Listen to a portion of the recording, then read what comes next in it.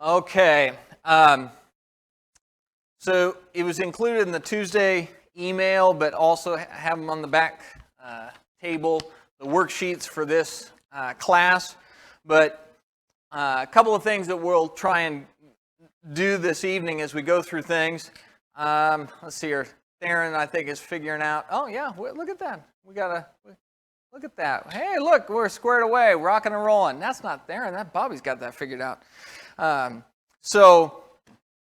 We're in the second class of the Daniel series. And this is not a verse-by-verse class on the book of Daniel.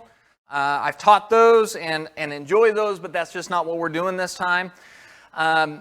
For the next couple of weeks, we're focused on one of the major themes of Daniel, which is that earthly kingdoms repeat. And because as you look at Daniel, one of the major lessons, I think, that you learn is that God's in control of the kingdoms of men. That all of those things will work out, no matter what nation you're in.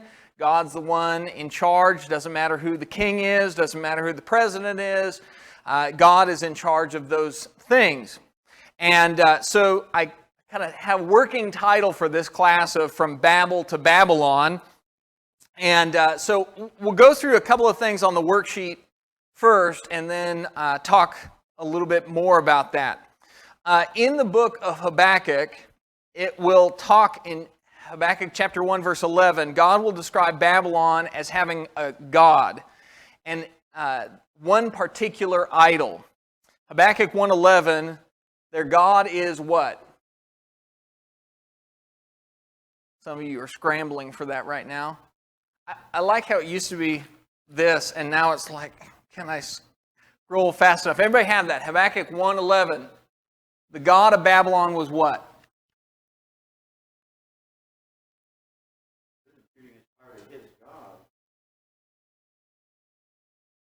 What did your version say? This his plan changes and he transgresses, he commits offense, imputing this power to his God. Imputing his power to his God? Yeah, so what version are you using there? New King James, okay. What?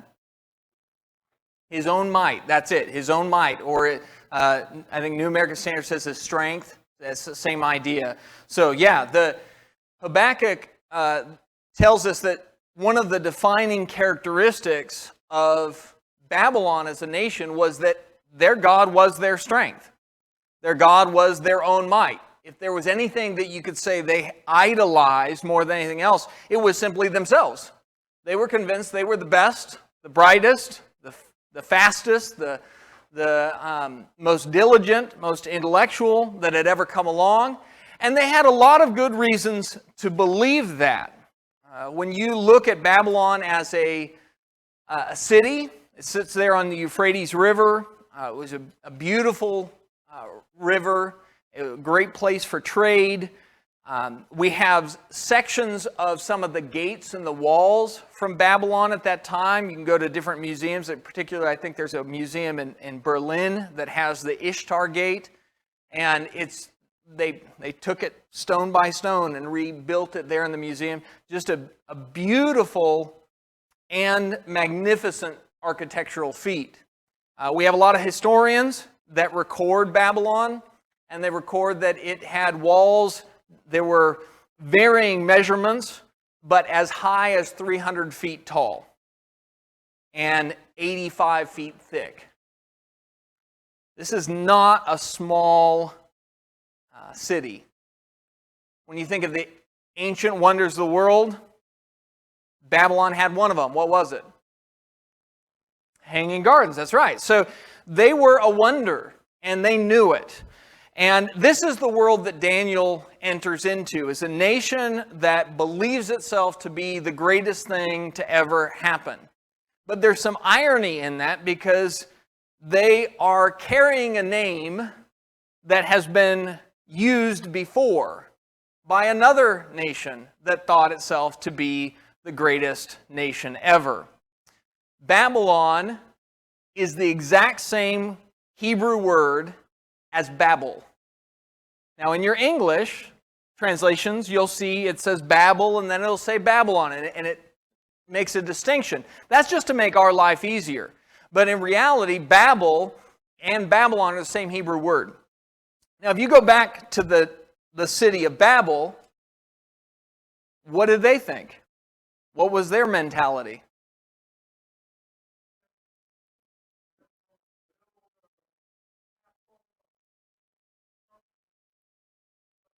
That's right. So they had the same mentality, right? We're the strongest to ever show up, and we can do whatever we want. And there's an irony to that. They made a decision. They said, God had told the people, spread out, go and have dominion over the whole world again. They said, we want to stay put, and we're going to build this giant tower. And God then said, if we leave them alone, what will happen?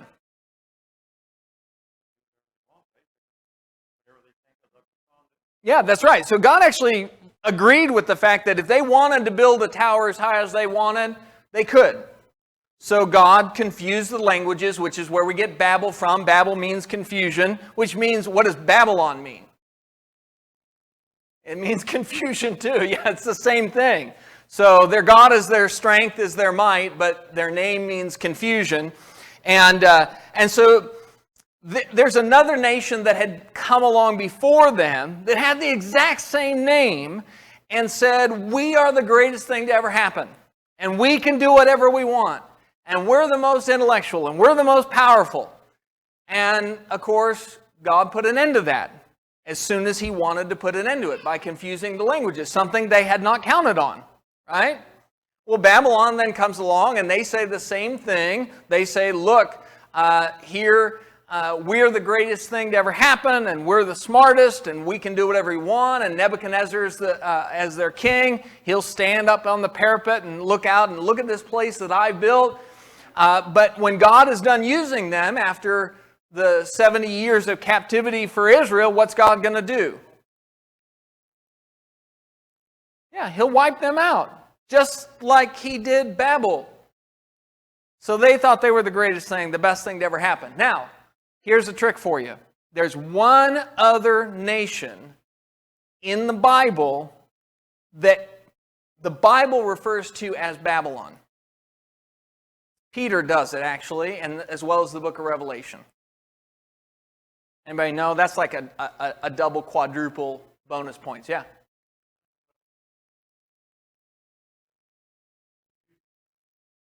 Yeah, so you have, you're right, it depends on interpretation of the book of Revelation. One is the Jewish people, and then the other is Rome. And so you're right, that is a fair point to make. I would be one of the guys who would take more of the Rome view, but the Jewish people very much thought of themselves as, we can't be destroyed and we can't be wiped out, and a lot of that would fit for them too.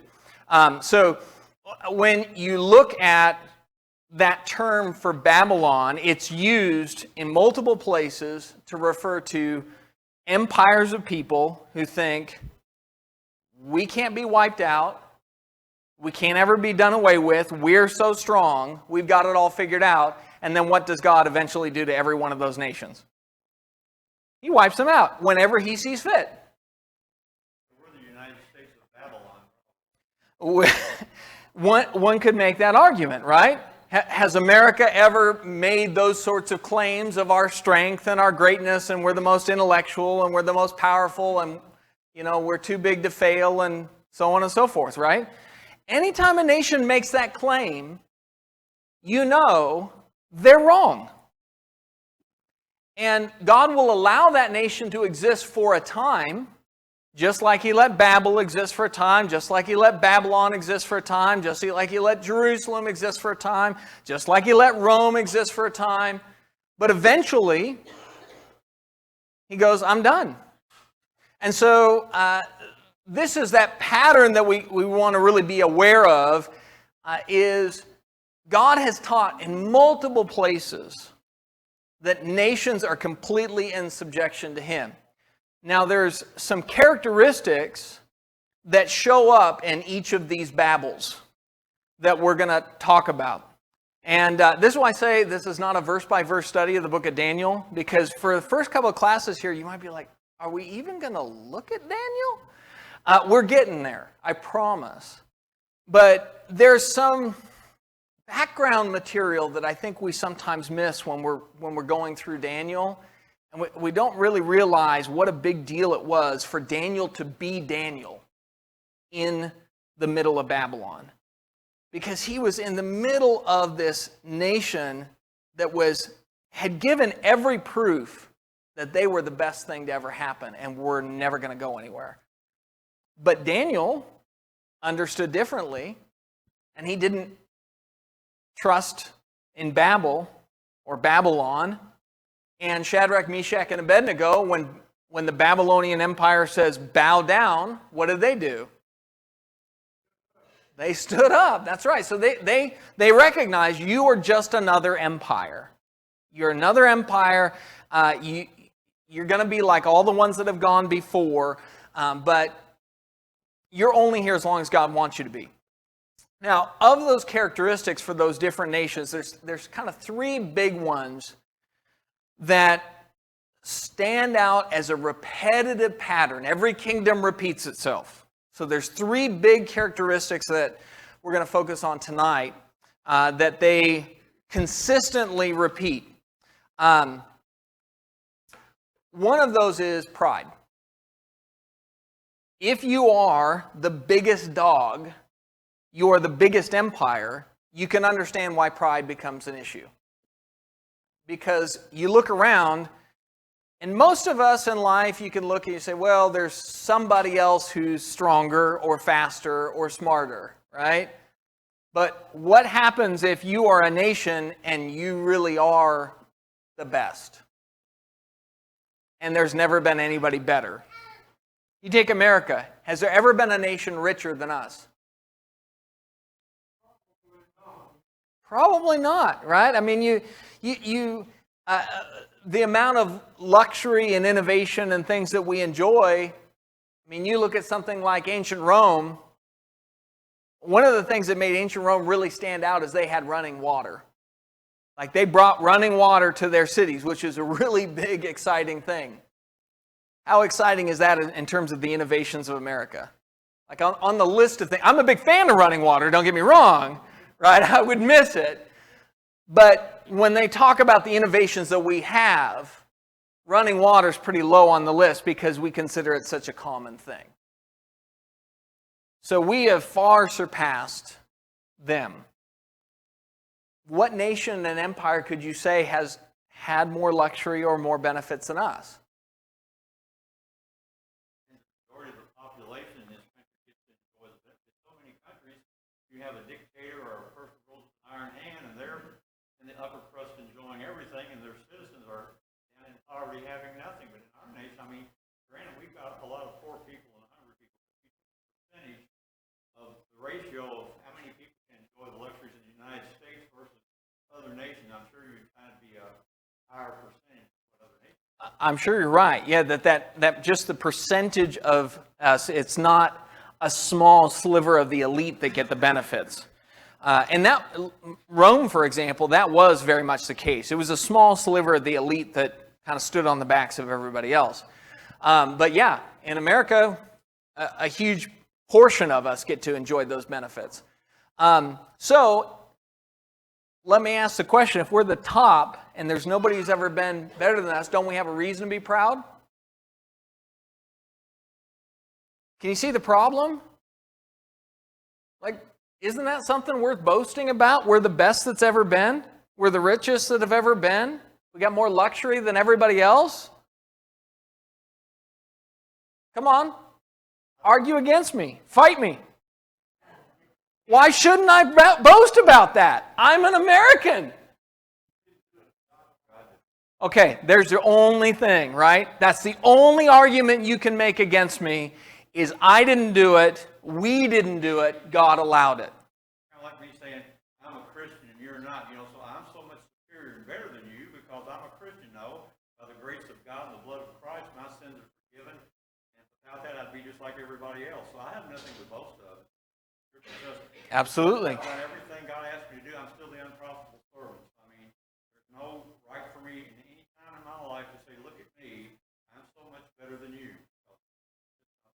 Yeah, that's exactly it. So the only thing that protects you against that pride is just recognizing God. God's in the center. Yeah. That's exactly right. Yeah, there's the danger, is that you have all these reasons to boast if you take God out of the picture, but taking God out of the picture is taking a pretty big factor out, right? I mean, it's like saying, man, I could live in space. I just didn't factor, oxygen. It's only one little thing, right? but it's kind of a thing. And so that's the problem. That's the problem Babel faced. Genesis 11, verse 4, come, let us build ourselves a city and tower with its top in the heavens. Let us make a name for ourselves, lest we be dispersed over the face of the whole earth. They had a plan for how everybody would stay together, and they'd make this great and amazing tower, and they'd make a name for themselves. That's what Babel was going to do. And they talked about it, and they came up with a plan. And God even says they're going to do it except for one factor. I don't want them to. That's it, right? That's the only thing. I don't want them to. So what can we do in America? Whatever we want, as long as God wants it too, right? So that's a pretty limiting factor. And then, of course, Babylon. In Isaiah 14, Isaiah, speaking of Babylon, says, you said in your heart, I'll ascend to heaven above the stars of God. I'll set my throne on high. Right? So the attitude that Nebuchadnezzar, as well as the nation, had is like, where's our throne going to be? We're going to set our throne on high. And you said it in your heart. And then, of course, Rome, Revelation 18, will be referred to as that great city. So as you talk about nations and the danger of great empires, pride's very high on that list. And it's something that we, as God's people, have to guard ourselves against, because the culture that we are currently living in, right? If we all lived in Somalia, this would maybe be a moot point, right? But we do live in America. We do live in the superpower. There's some others that are kind of vying for it. There have been others that have been around, but right now we're it. So we live in a culture where pride is just rampant. We've got to protect ourselves against it because we're living in it each and every day. The other one is idolatry. Idolatry is a huge, huge issue. In Genesis 11:3, they said to one another, come, let us make bricks and burn them thoroughly. They had brick for stone and bitumen for mortar. Here they said, we're going to build the thing that we think is worth worshiping, right? In Babel, if you go back to the very first one, they said, let's make something that'll go all the way up to heaven. Why make a tower that goes up to heaven? What's the whole point of that? Is that the most efficient use of space? Why are they building it up to heaven? What's the point? Yeah, you're trying to level the playing field some, right? You're trying to say we can be up here too. And so they said we're gonna make the religion we want. We're gonna make the system that we want to worship. We're gonna make ourselves in that position, and then, of course, Babylon, as we read through Daniel, how many times are we going to run into the issues of idolatry? I have Daniel 1 here. Just when they conquered Jerusalem, they took all of the different things and they out of the temple, and it says that they placed the vessels in the treasury of their God. So that tells you something, right? So they take all this stuff and they say, here, this now belongs to our God. But what are some other examples from the book of Daniel of clear idolatry that existed?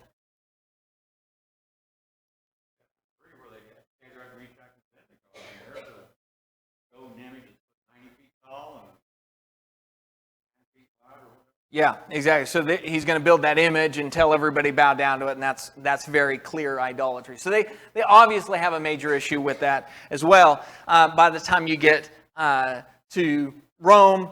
Of course, Revelation 13, as well as other places, but in particular, just looking at history, what did the Caesars think of themselves? They're gods. You have to accept us as gods. You have to burn your pinch of incense to us as gods. And so there's this idea of putting ourselves on equality with God. Once again, kingdoms repeat themselves.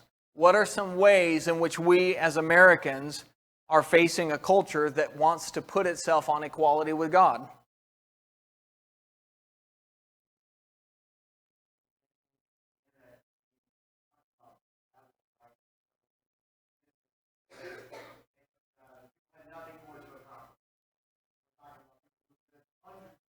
Mm-hmm.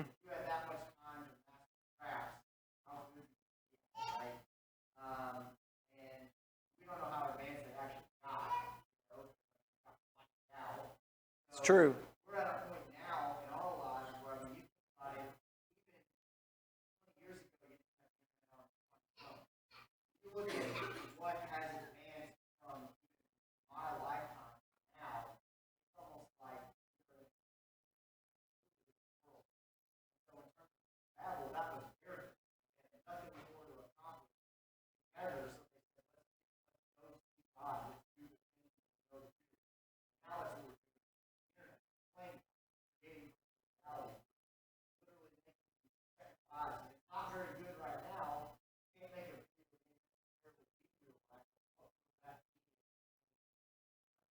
Yeah, we're definitely using technology to kind of create our own world. Yep.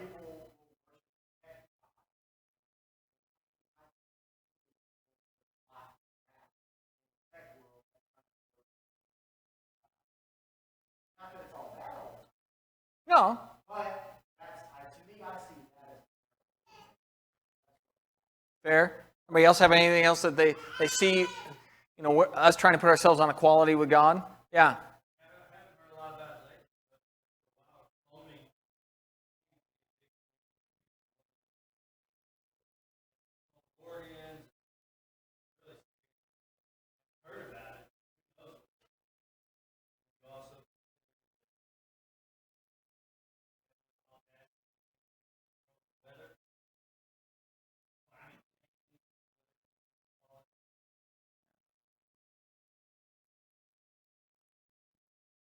Yeah.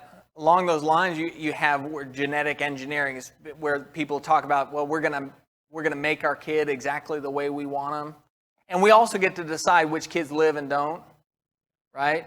I mean, that's I have a friend that their child they thought was going to be born with Down syndrome. They weren't actually. The test was wrong, but the doctors just came in and said, well, let's just abort the child. And that's a pretty brash statement, isn't it? When we start deciding who can live and who can't. Yeah.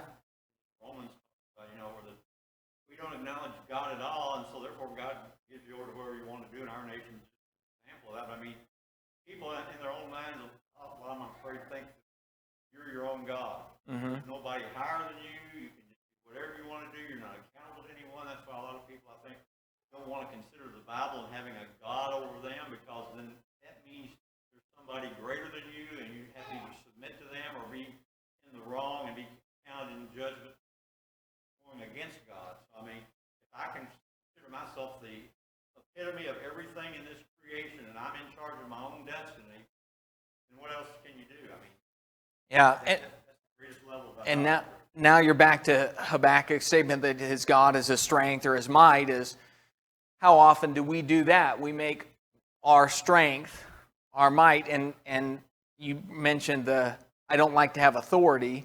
If I don't like to do what other people tell me to do, which is that kind of a thing in America? Is that fair to say that we really don't like to have any authority figures? As soon as there's an authority figure, we just want to tear them down. You're making a statement that you are your own source of authority. And so that's a major danger for us. Okay, then the third thing that shows up over and over again in the book of Daniel, as well as looking at these three kingdoms, is excess. Just simply grotesque, over-the-top excess. In the case of Babel, you have this idea that they just wanted to do what they wanted to do, and they were going to build as tall as they wanted to. God said, go out. They said, we'll go up. In the case of Babylon, Habakkuk will describe the Babylonians or the Chaldeans. Those are two names that are used interchangeably in the Bible. The Chaldean people are the Babylonian people. He says, behold, I'm raising up the Chaldeans, that bitter and hasty nation who march through the breadth of the earth to seize dwellings, not their own. The horsemen come from afar. They fly like an eagle, swift to devour. They were known as just a hungry, devouring nation. And it wasn't about taking what they needed. It was, if I want it, I'm going to take it. And of course, Rome, also fitting into that category. The picture you get in Revelation chapter 17, if you take the view of that being Rome, is this woman who is a harlot, and she's dressed excessively, very immodestly, and very lavishly, and she drinks from this golden cup, and it's just full of abominations. And this idea of it's just excessive, over the top wickedness. When you think of one of the hallmarks of the dangerous behavior that empires get into and great powerful nations, excess is really high on that list. And when you think of that and you think of America, do we have any trouble with excess? In every category. Show me anything that Americans do that we don't also overdo. Storage units, yeah, that's a good point. That's the business to get into right now, right? Because it doesn't matter how much space you have at your house, you're going to get more stuff than that, and then you're going to need a storage unit. I know a brother, he was a good man, he's passed along to the Lord now, but he struggled with that. He had like 3 storage units just for like newspapers and stuff. And that's like another issue, I think, at that point. But it is a thing, right? That kind of tells you something. While people in other parts of the world have nothing, we're like, I need to get a place just to store the stuff that I only get to like every 4 years, right? Any other excess that we do? Food. I don't like to say it because it makes me feel bad about myself, but yeah. I mean, we just do, right? How many restaurants we got in Louisville?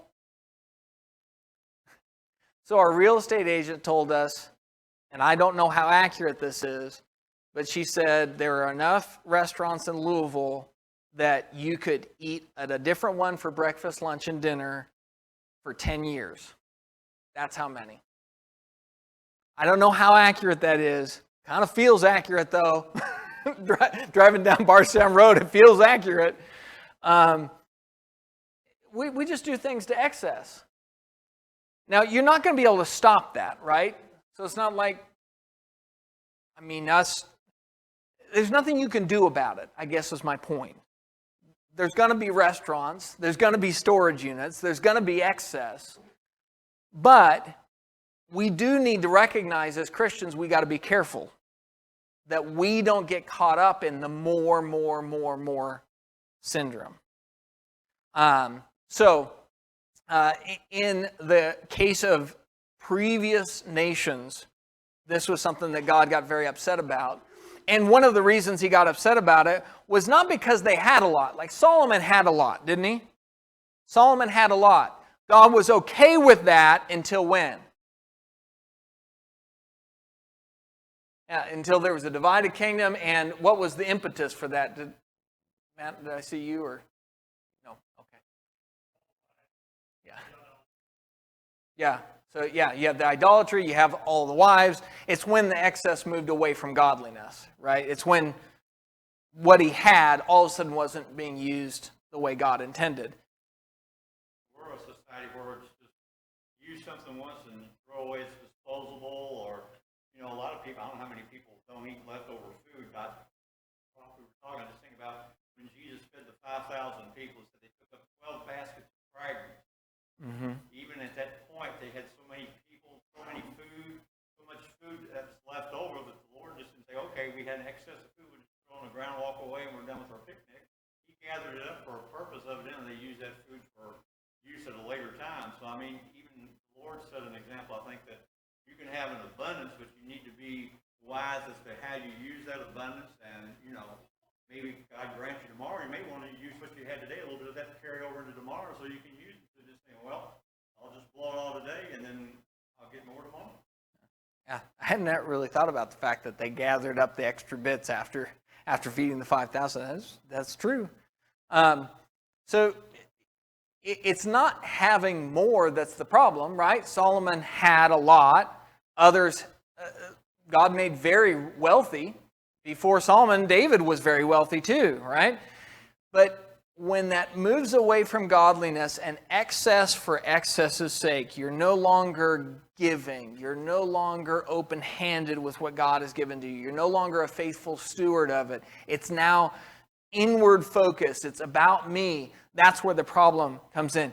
And I don't know about you, but I feel that pressure in the culture of America all the time. We have so much. It'd be so easy to just put it all about ourselves. Build a bigger barn. That's right. I gotta have those storage sheds. Yeah, build a bigger barn. Yes, sir.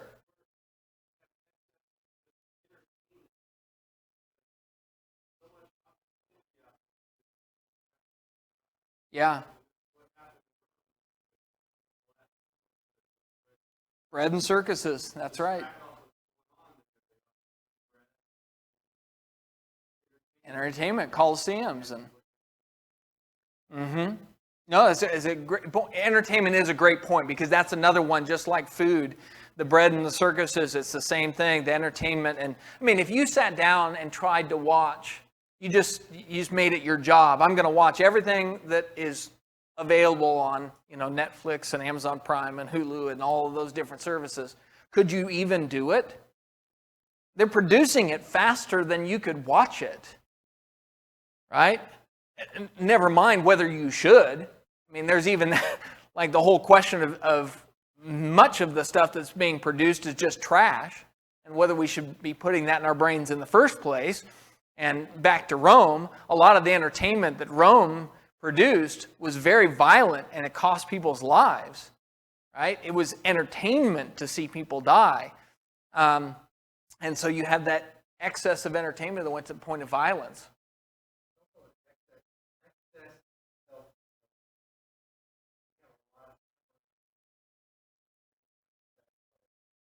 Mm-hmm. Never going to be satisfied unless you seek God. Mm-hmm. But I think as a teacher, we're much better off probably back in the days where we woke up early, worked hard all day, food, firewood, etc., like clothing, shelter, then late.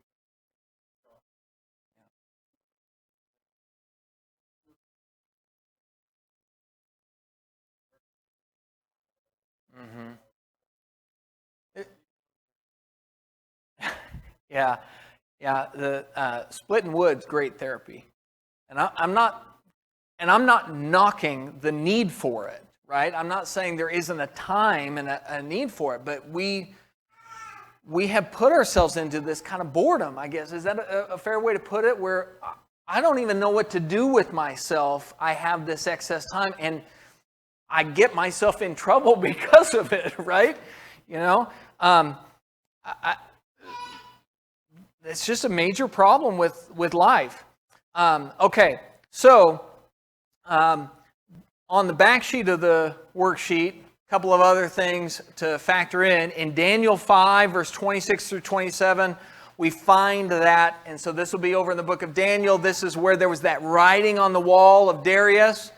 And Daniel, interpreting that writing on the wall, says that God has numbered and weighed your kingdom and found you wanting. found you lacking, which is a proof to us that what does God do to nations? He numbers them and He weighs them, and then He comes to a verdict.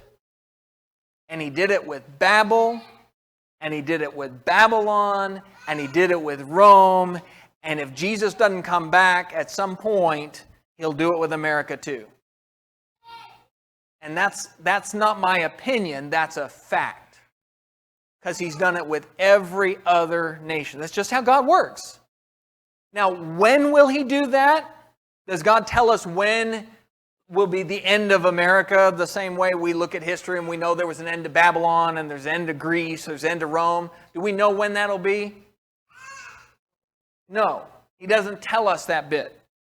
But if time allows, if Jesus doesn't come back before, there will come a time.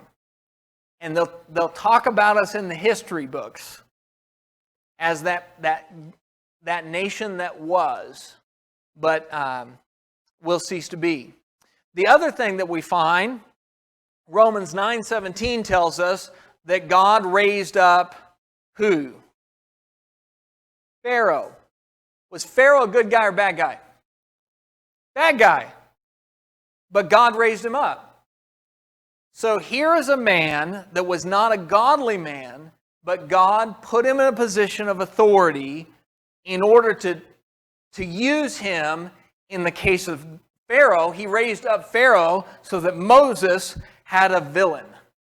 That's the way I look at it. Moses needed a villain. He needed a guy to defeat. He needed somebody who was so hard-hearted. How many plagues were there? 10 plagues.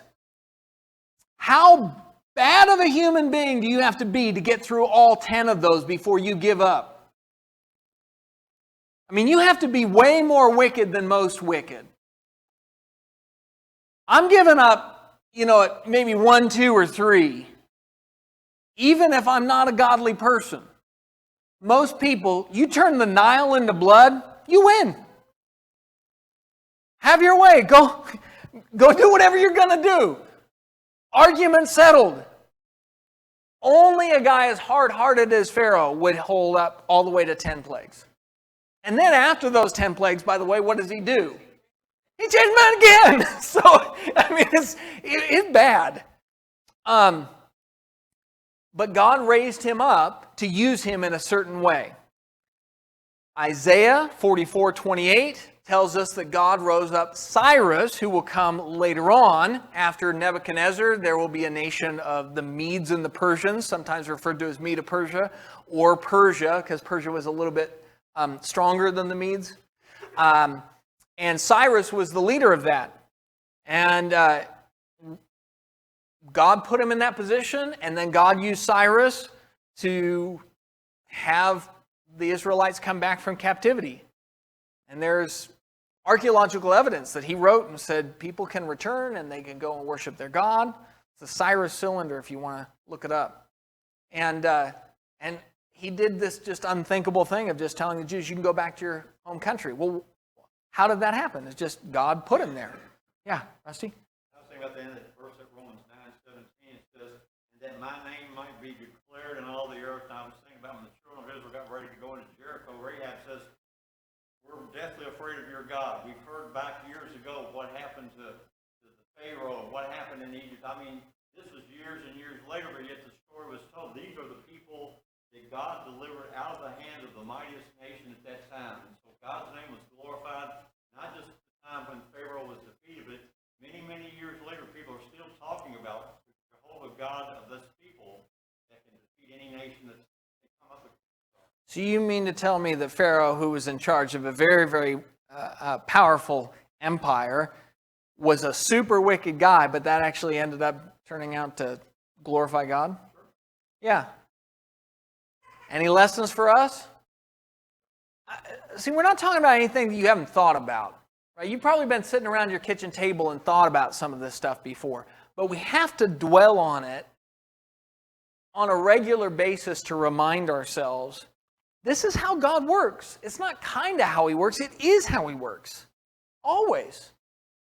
And so for us, we just don't have to worry too much about who the president is. We don't have to worry about what laws they're going to enact. I'm not saying it won't affect your life. Absolutely. Right? And I'm not saying you shouldn't pray about it, because what does the scripture say you should do for the nation that you're in? Pray for the rulers and pray that you could lead a quiet life in all godliness. So by all means, pray. In fact, I think we ought to do that more than talking about who we're going to vote for. But at the end of the day, no matter who those guys are, no matter what the laws are, what's the end result going to be? God's in charge and God is glorified. Right? It will work out. That's the message of Daniel. And it is not, we're not saying it because we have this pipe dream hope that it'll be that way. We're saying it because we've seen it. Right? The data's in. This is how it's worked in the past. Christianity showed up on the scene 2,000 years ago. 2,000 years ago, Christians start out with a group of 3,000 in the city of Jerusalem. And how big is the Roman Empire? It's the whole civilized world. And there's never been anything like it ever before. 2,000 years later, what's happened to the kingdom of Christ? It's not 3,000 people anymore, is it? How many? Now you got the same problem you had with Rome, right?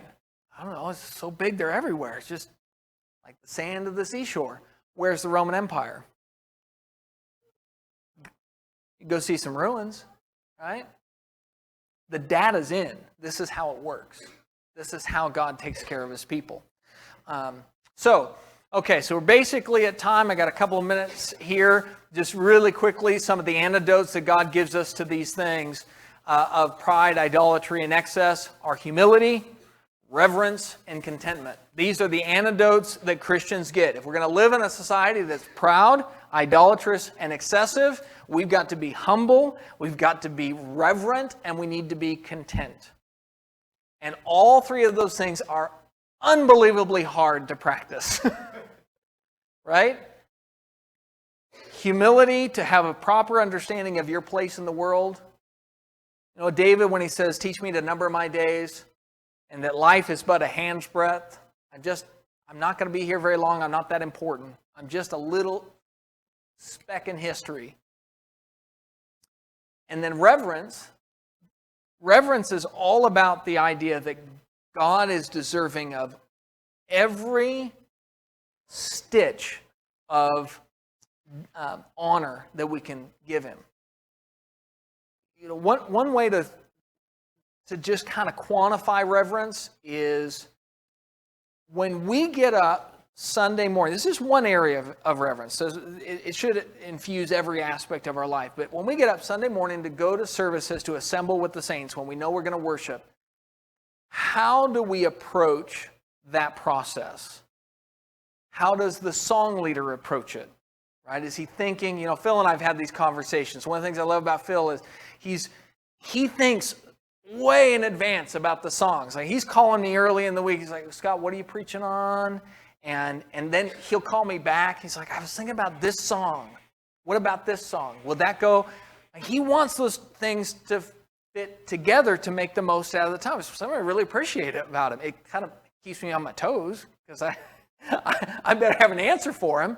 I don't know what I was going to preach on.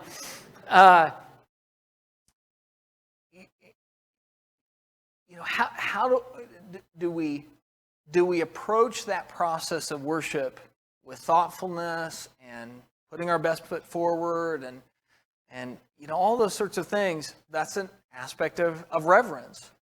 The way we talk about God, that's certainly an aspect of it. And then contentment is simply at some point saying, I have enough. Right? I've got enough. I don't need more. I don't need more entertainment. I don't need another storage unit. How can I take what I have and not build bigger barns, but then give? And so when we begin to practice those things, those become an antidote for us as Christians. I can tell I'm at time here. Does anybody have anything they'd like to add before we shut down for this week? Okay, then that's where we'll close this week. Next week, we'll look at how did Israel end up in captivity in the first place. So that path to captivity for them. How did Daniel get to be where he was, the history that led to that. So Scott has some announcements, and then Scott has a prayer.